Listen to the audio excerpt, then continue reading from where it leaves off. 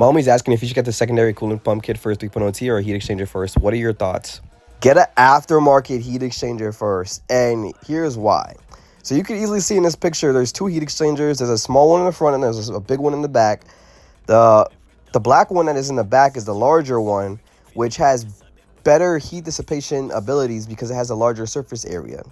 What that basically means is you're going to be able to flow coolant in before it goes into your intercooler to cool down the charge air system of your turbocharger, because the turbocharger blows in hot air into your intercoolers, which is on the top of your motor. What you're going to want to do is upgrade to a larger heat exchanger because it allows for a more consistent charge air temperature by cooling the coolant that goes into the intercoolers on the top of your motor better. This is a perfect explanation why you should get an aftermarket heat exchanger first. All right, so vertically the lines is representing the temperature and horizontally it's representing the time. So what you need to know is that the blue line on the top is the stock heat exchanger and the orange line is the aftermarket heat exchanger.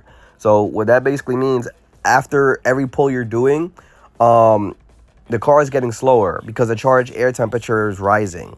That's all you really need to know based off this graph. And the aftermarket heat exchanger has better heat dissipation, which means you're going to have a more consistent charge air temperature, which will lead to you having more consistent pulls. Your car is not going to be as slow every pull you do.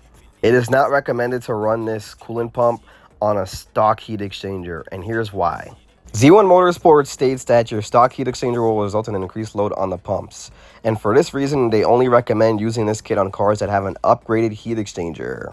While this is a great mod to add to having more consistent charge air cooling temperatures due to this leading to a better heat dissipation of the heat exchanger, it is more beneficial to add this to the right application, such as adding an upgraded heat exchanger first.